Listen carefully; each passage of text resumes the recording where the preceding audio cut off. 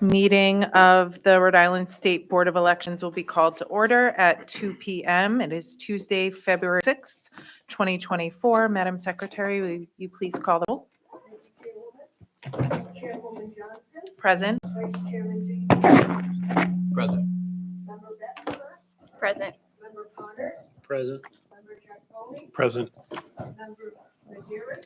Here. Member Scholes. Executive Director Robert Raposa. Legal Counsel Ray McCarthy. Present. Thank you, Madam Chair. Thank you, Madam Secretary. Item number 1 on the agenda, the board may discuss and vote to approve the minutes of the meeting of January 9th, 2024. Do I have a motion to approve the minutes? So moved. Moved and seconded. All in favor signify by saying aye. Aye. All opposed? Motion passes.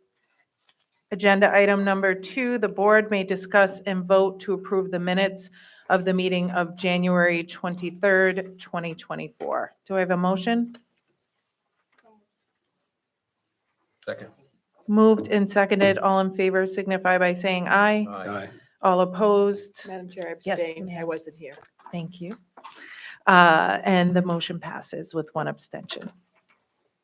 The board may hear and consider any, agenda item number 3, the board may hear and consider any election matter that requires an immediate ruling or determination arising from the special primary for Woonsocket City Council pursuant to Title 17 of the Rhode Island General Laws.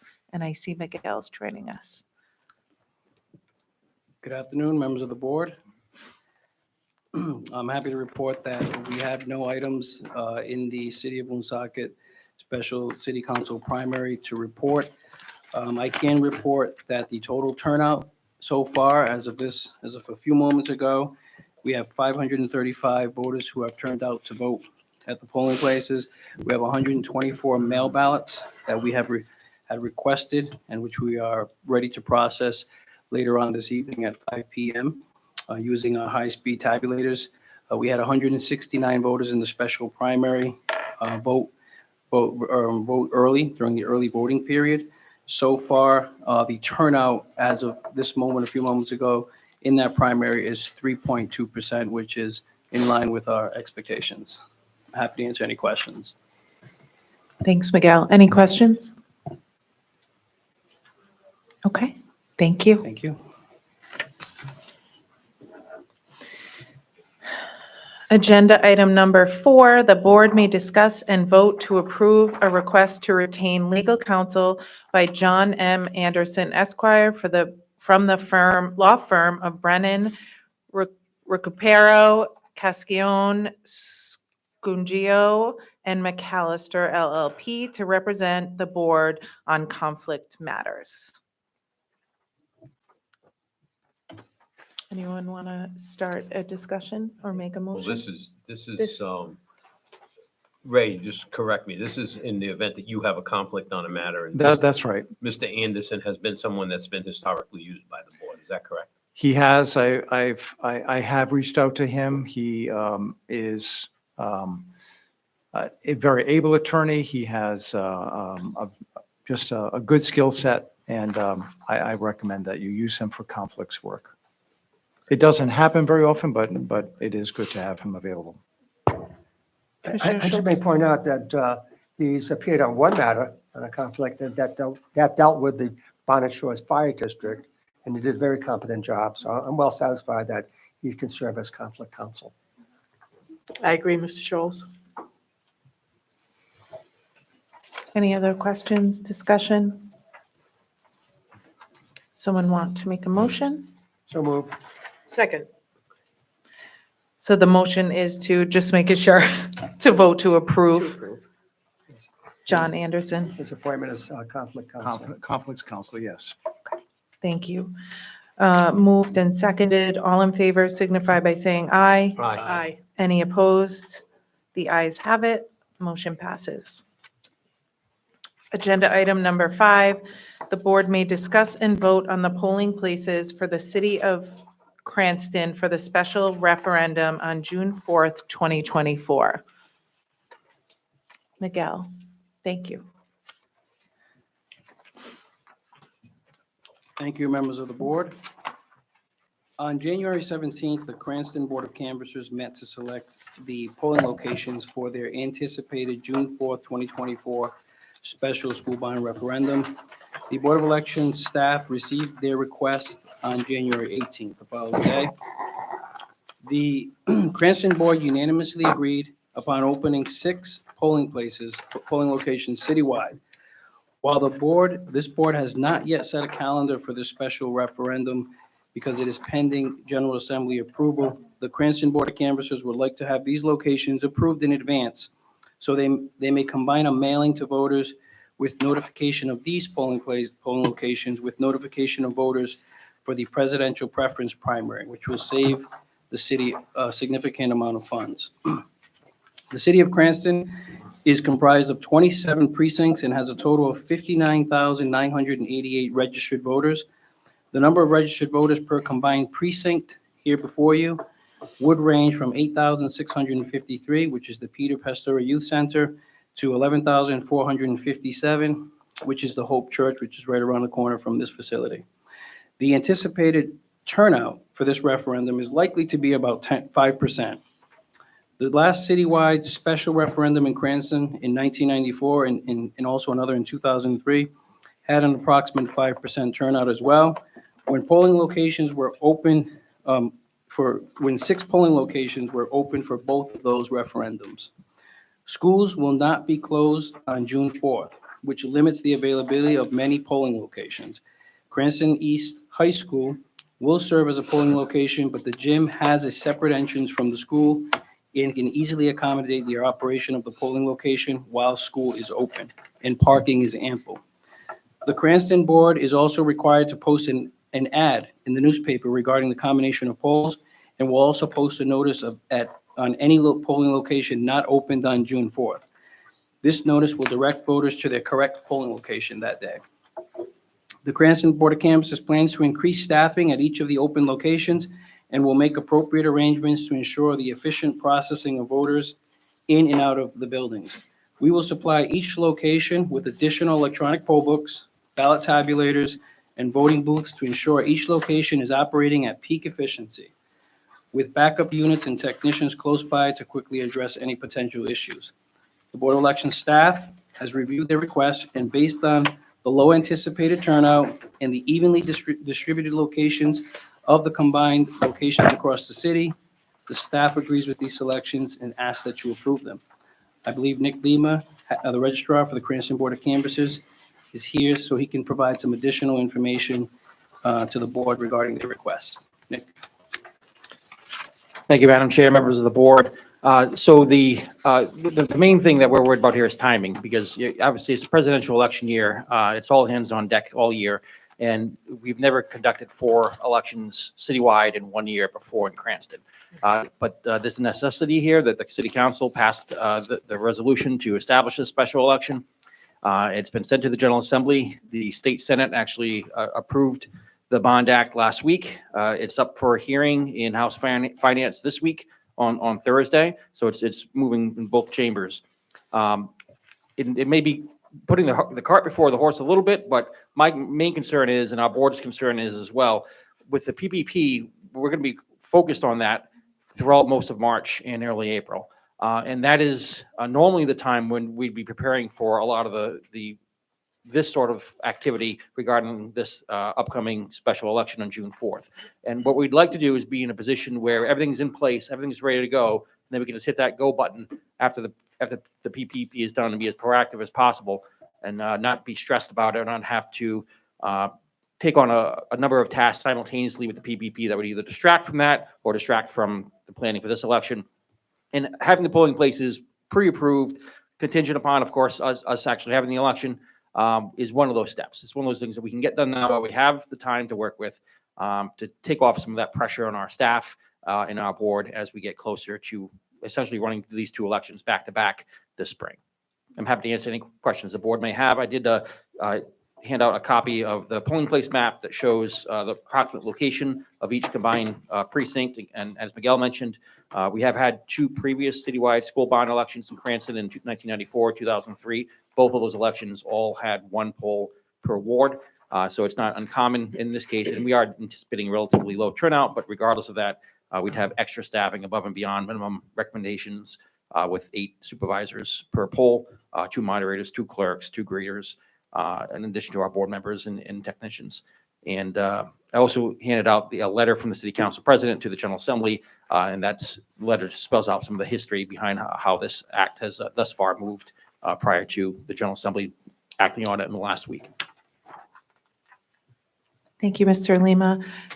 Do we have any questions for either Miguel or Nick? Can I ask a question of Ms. Procascio? Yes. Would it be appropriate for us to approve this just based on the fact that there is a special referendum held, according to whether or not the General Assembly passes that legislation? Can we do a contingent or? I think if you do vote in favor, you should do it conditioned upon and subject to the passage of the legislation before the General Assembly. Makes sense. Well, if it's appropriate, Madam Chair, I would make that motion. I do think Commissioner Jack Bowman Sorry. had something. Oh, but no, that's thank you. okay. Yes. I just have a question for Mr. Lima. I know Hope Church is under some sort of renovations. What's the anticipated finish date of those renovations? So those renovations are ongoing. They're going to continue to be worked on over the next couple of months. I don't have an exact finish date, but the church is still operational and is still ADA compliant from what we were told by the church. That said, we are going to make sure that it's inspected. And if for any reason that church is not going to be available to us on June 4th, we'll have to identify an alternative location, and we'll come back before our board, as well as the Board of Elections, to have that alternative location selected. And we would then also notify by mail all voters in the district of that alternative selection. As of right now, it is the intention to use it because as far as we know, it's only the front facade is what's being renovated, because adding an elevator to the building. The actual voting room where voting takes place, the entrance of the church itself is not affected by that. So it wouldn't affect voting. It'd just be, it just doesn't look pretty in the front, essentially. Thank you. Madam Chair, Commissioner so Mr. Lima has the local board voted on these polling places? Correct. Our board of canvassers voted unanimously to approve these 6 polling places. If you could just indicate that, send that over to our clerk in some manner. It's not in the city, it's not in the council president's letter. That's the only reason I asked. Good point. Thank you. Thank you. Anyone else? I just have one question and a comment. You talk about the bonds. How much is the amount of bond issue that's being requested to be passed by the voters? So it's just one ballot question. It's a $40 million school bond under the reimbursement program that expires June 30th, which is why the city is trying to get the election in before the end of the fiscal year. And that $40 million bond, from my understanding, is mostly to finish schools that have already begun construction under a previous bond that was approved by voters in 2020, which would be the Gladstone School near the Silver Lake section of the city, and the Eden Park Elementary School in Ward 2 of the city, among some other projects that I think the school department is looking to get done with those funds. But the objective, I think, is to finish projects basically that are already underway, which is why it's $40 million and not a 9-figure bond like we've seen in some other communities. My comment is concerning the polling places. I'm quite familiar with all 6. And one thing in common with all 6, they have ample parking and they're well laid out. So that should be an easy access to voters to vote. So Nick, you did a good job in selecting these locations. Okay, great. I believe we have a motion made by Commissioner Maderos. Do we have a second? Seconded. Sure. Well, on a contingent basis, yeah, and I think that's what Commissioner Madero's motion was. Yes. Any further discussion? Hearing none, all in favor signify by saying aye. Aye. Any opposed? Motion passes. Agenda item number 6, the board may discuss and vote on the polling places for the presidential preference primary on April 2nd, 2024. Miguel. Members of the board, the staff worked closely with our local board of canvassers on selection of the polling places for the presidential preference primary to be held on April 2nd, 2024. As you know, the presidential preference primary is typically held on the last Tuesday in April, but was moved to the first Tuesday in April this year due to a religious holiday. Beginning in December, the Board of Election staff notified the Board of Canvassers of the criteria for them to begin selecting their polling locations. This includes under Rhode Island General Law 1711-1, taking into consideration accessibility, proximity to dense concentrations of voters, public transportation, and equitable distribution across the city or town. Because this is a primary, Rhode Island General Law 1711-1 allows the local boards to combine their polling locations with the approval of this board. The law allows the local boards to seek combination of polling places beyond that normal 3,500 voter cap based on the fact that turnout is historically lower in primaries, including in presidential preference primaries. As you can see in the chart displayed on the screen above, the turnout for the presidential primary since 2012 has run from as low as 3.2% to as high as 25% in 2016.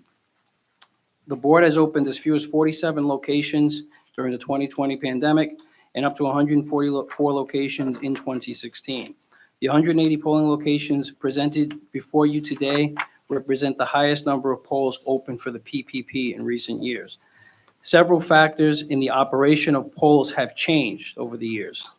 In recent years, voters have shifted the casting of their ballots to the 20-day early voting period and mail ballots, leaving fewer voters to actually turn out to the polls on election day. In 2016, the Board of Elections began the implementation of electronic poll books, which makes processing of voters at each location much more efficient. Additionally, in 2018, the Board of Elections began allocating our new vote tabulators to precincts with higher number of eligible votes and multiple page ballots, particularly in bilingual communities. The board also increased our inventory of voting booths in recent years and began allocating more booths to larger locations that could accommodate them, such as gyms and cafeterias, for example.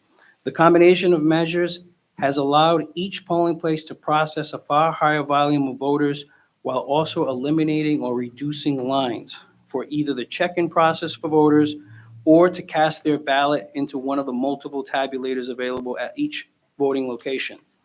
For example, even projecting a 25% turnout for the presidential preference primary upcoming, if 65% of voters turn out to the polls rather than voting early or by mail, the location before you with the highest number of voters assigned would be the Westerly Middle School cafeteria and would be expected to process a maximum of 1,428 voters on April 2nd, which is well below the 3,500 maximum voters allowed by state law in general elections. All other locations on the list before you are anticipated to process fewer voters than that. And all locations have been reviewed by both the Board of Canvassers and our staff to ensure the facilities can properly handle the anticipated flow of voters both inside and outside the facilities. Local boards will assign additional poll workers to higher volume locations and we will supply additional electronic poll books and tabulators where needed as well. A notice at any default polling location which is not opening on April 2nd will also be posted. This notice will direct voters to their proper polling location that day.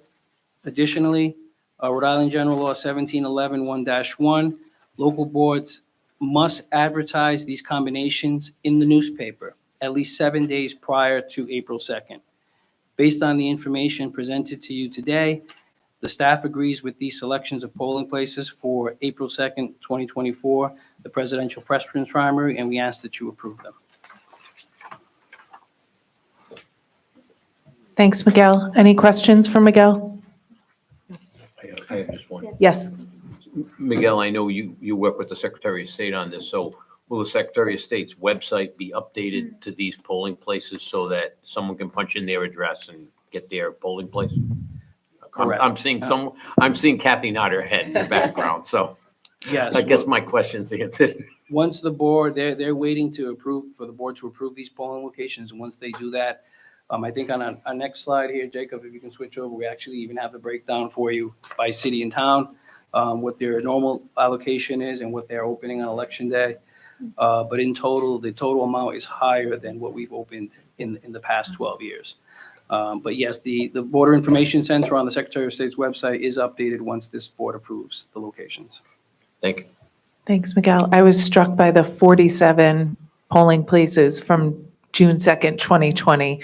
I was having a bit of flashbacks, pandemic time.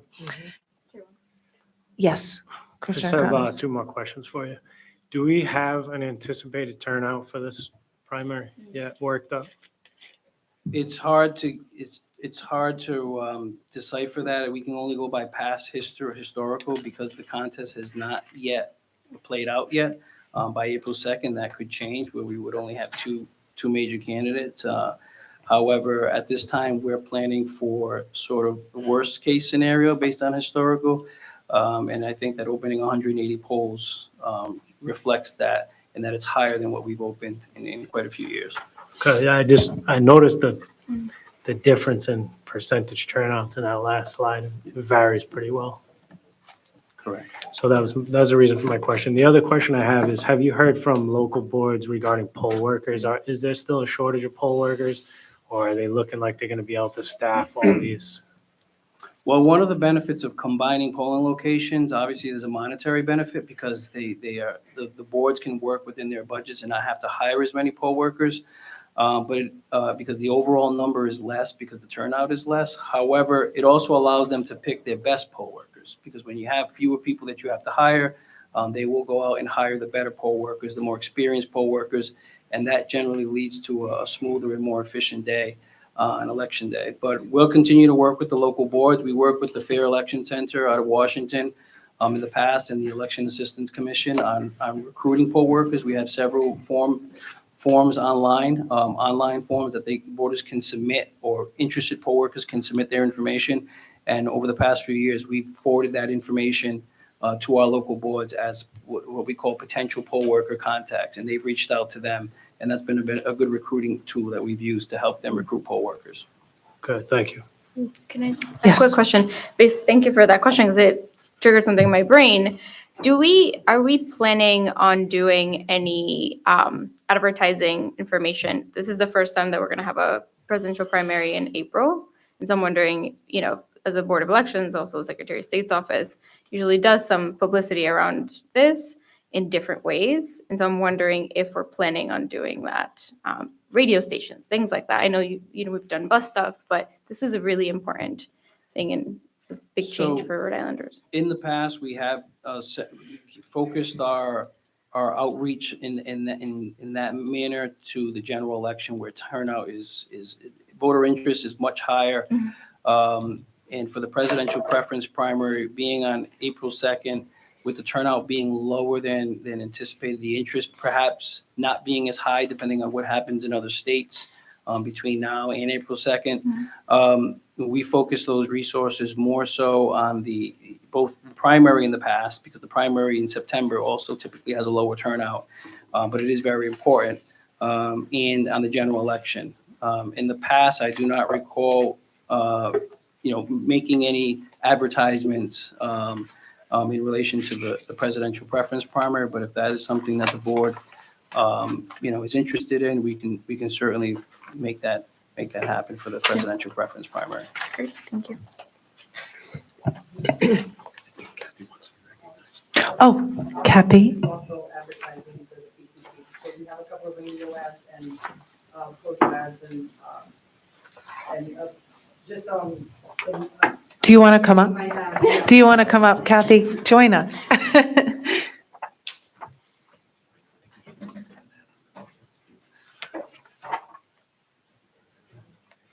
There you go.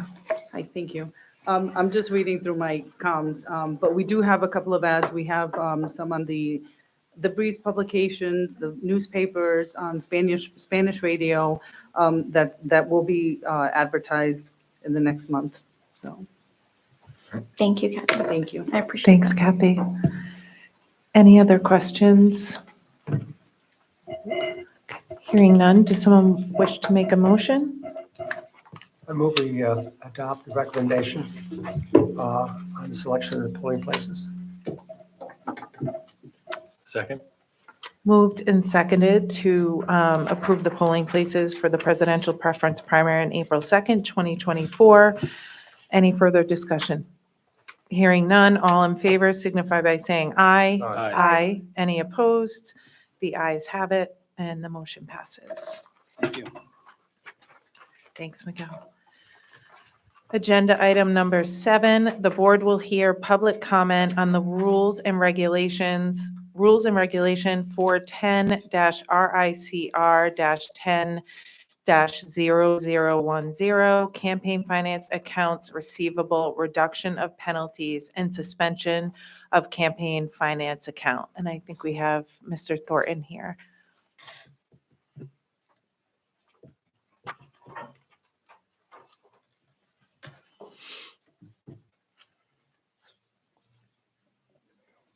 Good afternoon.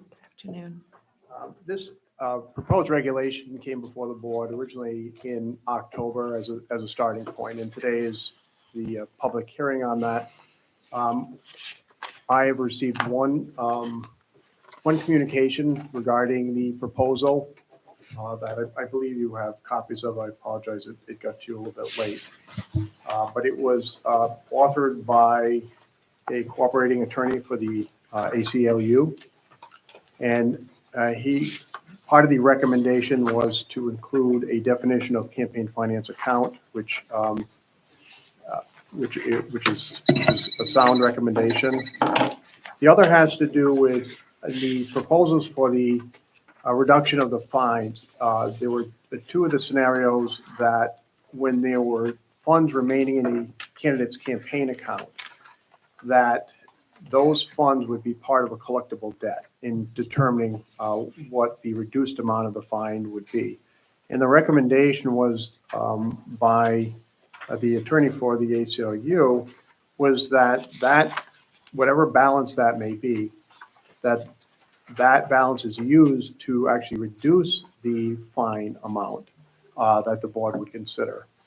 And again, to that matter, I believe that actually runs contrary to Rhode Island General Law 1725-7.2B9, which states that payments of fines, fees, and penalties as a campaign expenditure is specifically prohibited.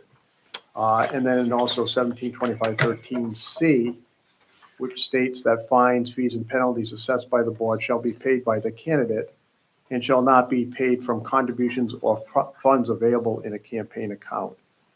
So for those reasons, I would not recommend those proposed changes. So the one that would be remaining is to just define campaign finance account. But that is the only comment that I've received on this regulation to date.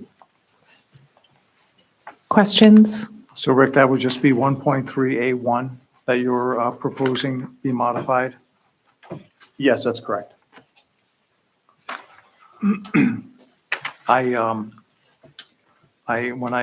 I got this, I looked it over, and I saw one or two other things that we should at least talk about, and I haven't had a chance to speak to Rick today, but if you look at page,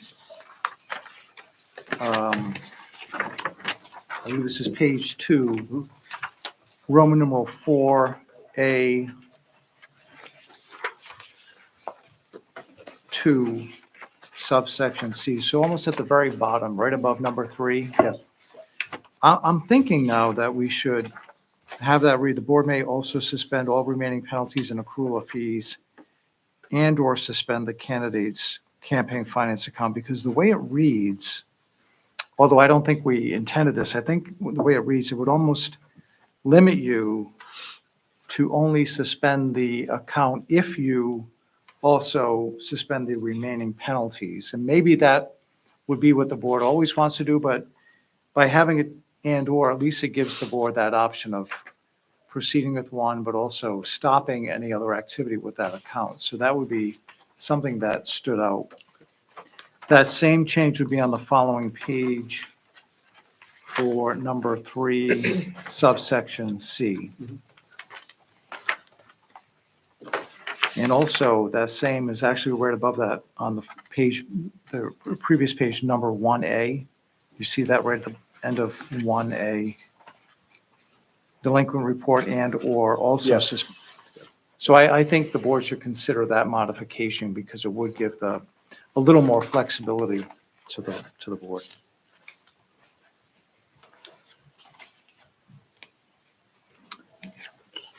Any other questions, discussion?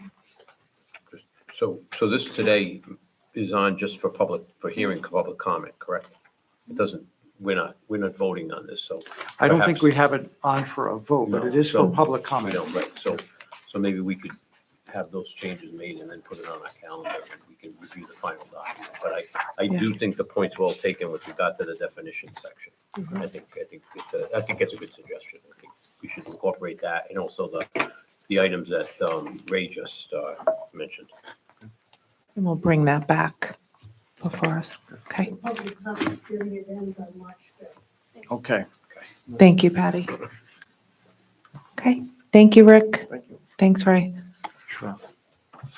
Okay, as I understand it, agenda item numbers 8, 9, and 10 will not be heard today and will instead be reposted for a later, but hopefully soon, meeting. And then we move to agenda item number 11. The board may discuss and vote to reconvene the legislative subcommittee or committee to review election legislation being presented to the General Assembly for the 2024 session. Not sure who wants to take this one. I don't know where we landed. I thought, Ray, we had something in October. Did we suspend it at that time? And now we have to vote to reconvene? I thought that it was suspended. I don't know if October was the time or not, but I thought there was, at your last meeting, there was a discussion about repopulating Yeah. that committee. So I think you have to do that at this point and then have that committee ready to hear Yeah. anything that comes out of Yeah. the General Assembly. And Because I think Commissioner yeah, Pierce was on that committee also. yeah, I think he was as well. So- And I'd love to open it up for discussion, but I'll just say, I think incredibly important, we start to talk soon. There's several elections bills currently being heard in subcommittees of the General Assembly.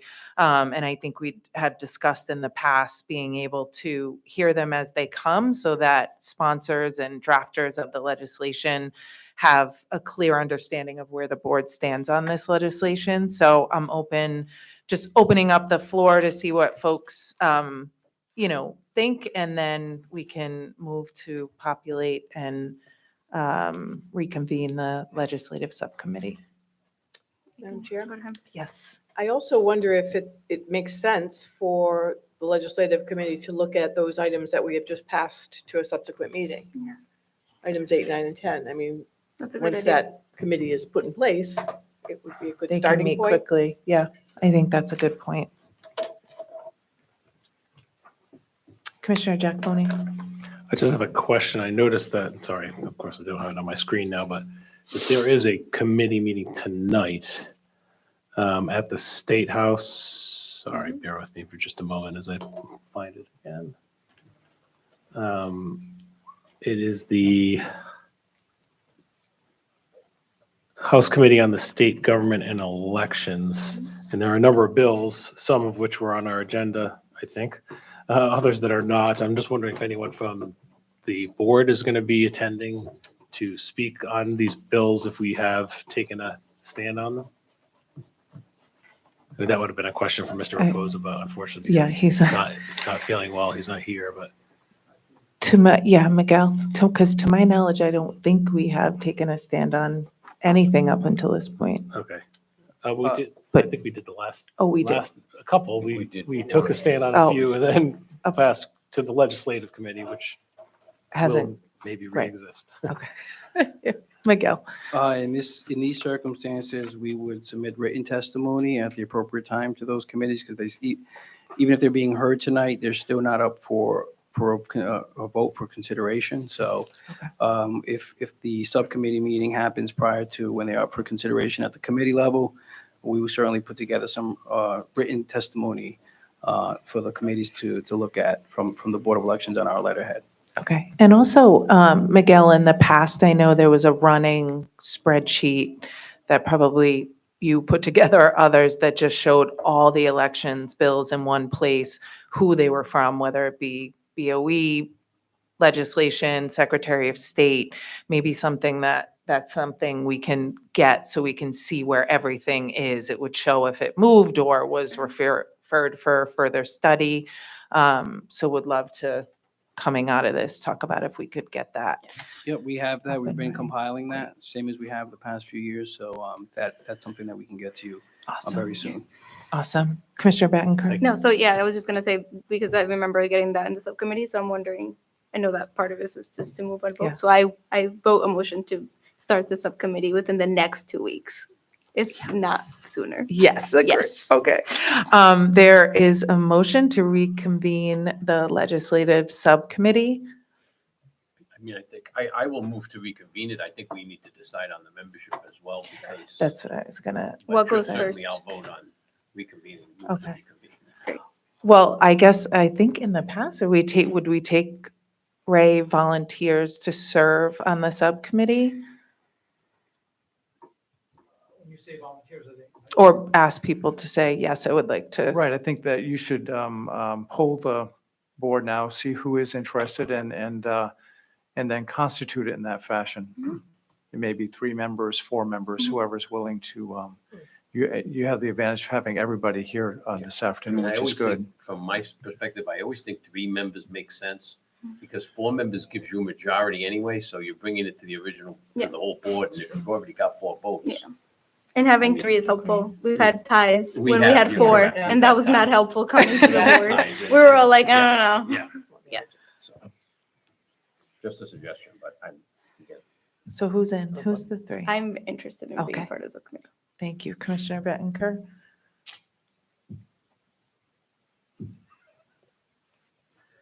Popular subcommittee. It is a popular I can subcommittee. bring cookies if you people come. I'm happy to serve on that subcommittee myself. I mean, I'll serve on it too. Thank you. if I'm gonna Thank be you for the that. member, I'd be happy to serve I didn't on it. want to make Pulling you to teeth, make people. me. I just Tell thought, you since were. I was on it the last Okay. time, I give somebody else a chance.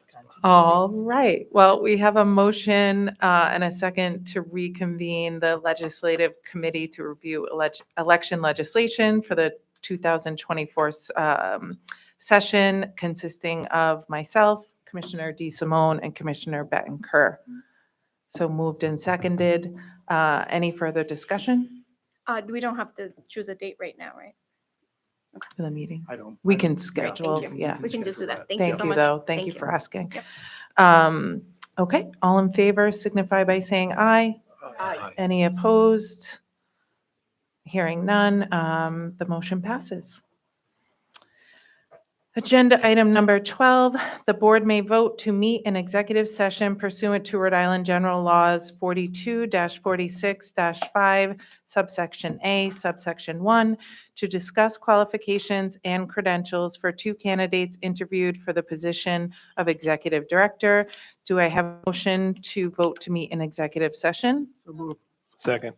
Moved and seconded. All in favor signify by saying aye. Aye. Any opposed? The ayes have it. And we will meet in executive session.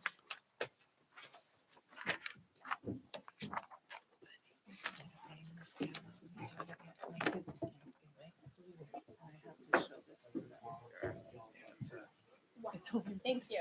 I was looking at you.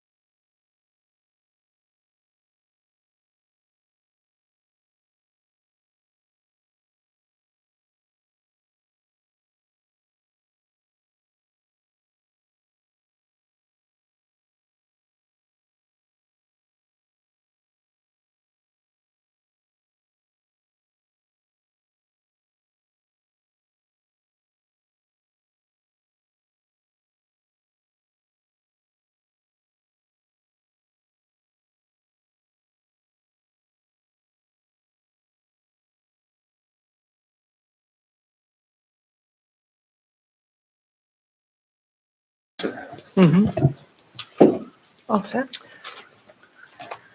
Okay. At this time, do we have a motion to seal the minutes of executive session? So moved. Second. Moved and seconded. All in favor signify by saying aye. Aye. Any opposed? Ayes have it. We will seal the minutes of executive session and reopen open session, right? Do we have to have a separate vote to resume open session? But once you adjourn the executive session, you can just say that you're moving to resume the open session. Okay. So wait.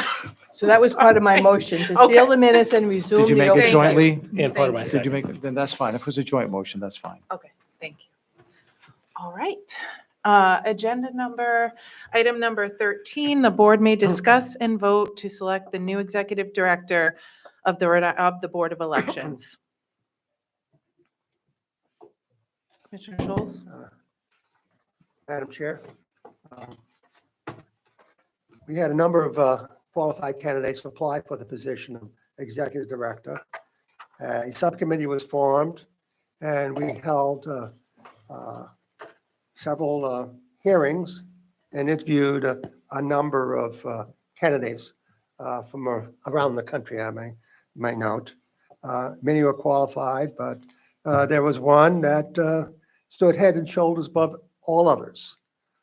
That's a person who has great senior management experience, who's been involved in election activities for a quarter of a century, who has supervised and conducted elections, at least 6 presidential elections, something like, let's see, we have 6 presidential elections.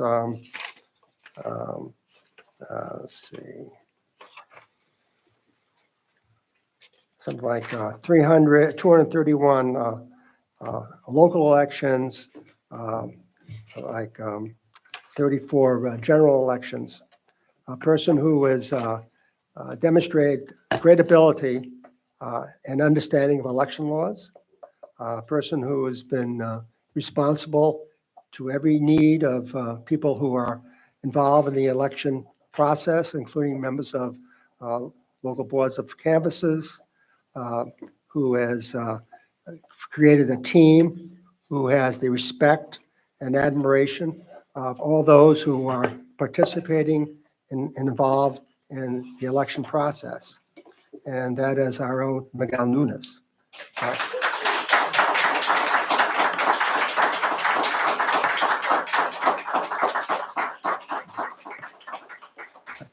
you, It Commissioner. is with some humbleness that I move that the Board of Elections appoint Miguel Nunes as the new executive director. And I'll enthusiastically second that motion. Thank you. We have a move and a second, and at this time, I'd like to open it up for any other board member that has any comments or has any other comments. I'm actually pleased to say that it will be subject to Mr. Nunes accepting the position. Absolutely. So Absolutely. you are going to have to accept the position through the chair. So you can do that whenever you find it necessary. Within the next day or so would be great, or now. But yeah, I join with my colleagues on the board as happy to see Miguel as the director. Absolutely. Yeah, I will add also, it's been a pleasure thus far working with you, Miguel, and I really look forward to working more closely with you and having you enact a vision that you have clearly articulated throughout the process for the future of the Board of Elections, and acknowledge that what has gotten us to this point has been, largely due to your partnership with the current executive director and your leadership as well. So looking forward to it. Commissioner. Yeah, I just wanted to say this is really exciting. And, we had 35 applications, and it was wonderful to, as the chairwoman said, to hear the vision that you have for the Board of Elections and how it connected to that of ours. I also, until I'm corrected on the record, I believe, was trying to Google this, look it up, believe you are the first Latino board, director, executive director of the Board of Elections. And that is a very big deal. It's a historic moment. So I just wanted to say congratulations. No, I wanted to say felicitaciones, not congratulations. And I think, given we still have one more step, we should close out that vote and not, Yeah, or can we invite Miguel to say anything, I guess is what I'm Oh, asking, if he wishes? Can we vote first? Yes, let's vote. Yes. Okay, sorry. Okay, we have a move and a second to select Miguel Nunez as a new executive director of the Board of Elections. We've heard discussion. At this time, all in favor signify by saying aye. Aye. Any opposed? Hearing none. The ayes have it, and the motion passes to unanimously select Miguel Nunez as the new executive director of the Board of Elections.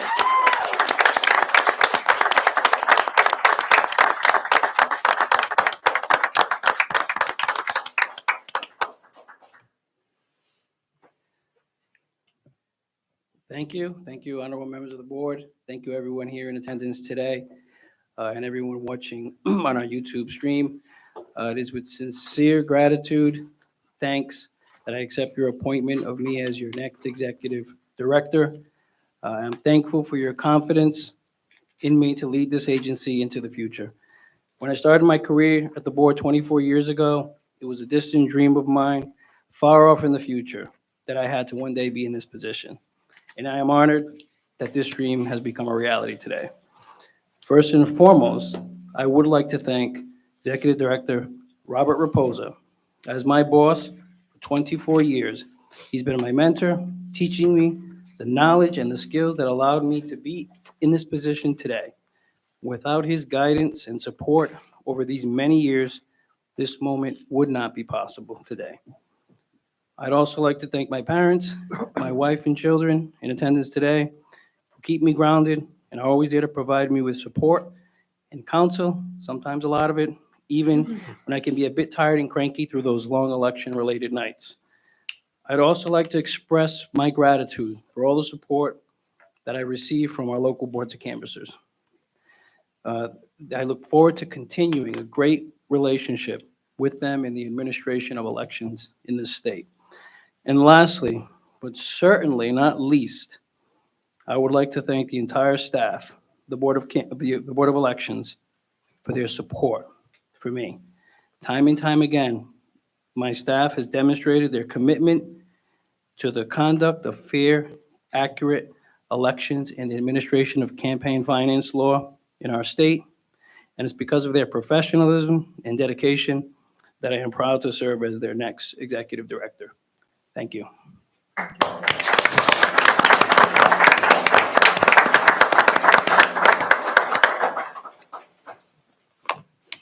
Thank you, Miguel, and congratulations again. At this time, I do not believe we have any further business, so I would ask for a motion to adjourn. So moved. Moved and seconded. All in favor signify by saying aye. Aye.